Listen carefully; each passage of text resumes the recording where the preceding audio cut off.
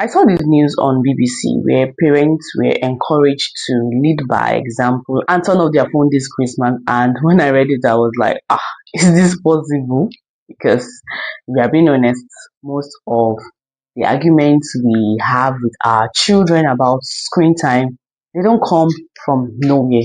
A lot of the time, we are asking our children to do things that we ourselves are struggling to do. So I want to talk about 5 parenting rules that are very hard to enforce when your phone is always on.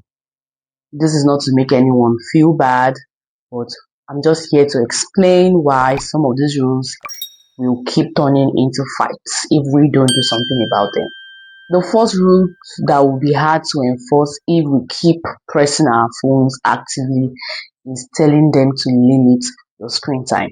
Most of us say this regularly, but when a child sees us scrolling through our phones while we are telling them to put a device away, it sends mixed signals.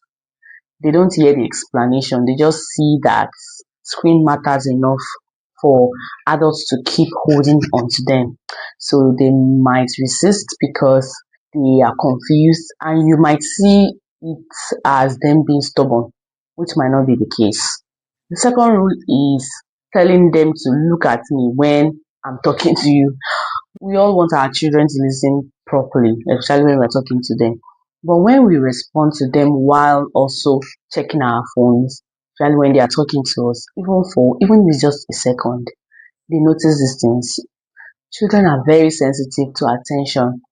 If they feel like they are talking while competing with a screen, they will slowly learn that full attention is not guaranteed. So later, when we insist on eye contact, it feels unfair to them, even if they can't put that feeling into words. The third rule is don't interrupt me. If we regularly pause conversations with our children to respond to notifications or messages, we are showing them that interruptions are acceptable when something feels urgent enough.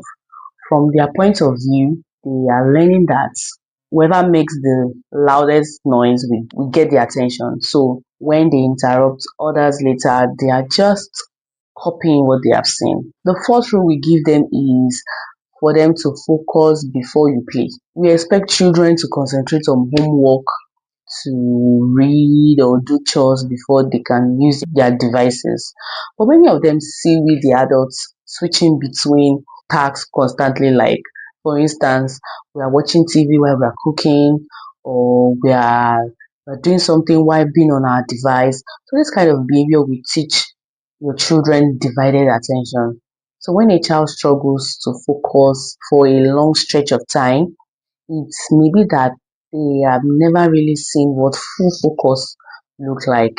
The last rule we give them is for them to put the phone away and disconnect from the phone because it affects our day-to-day activities. Is it meal time? Is it bedtime? Or even just having simple conversations? When the phones stay present during these moments, our children learn that being fully offline is optional.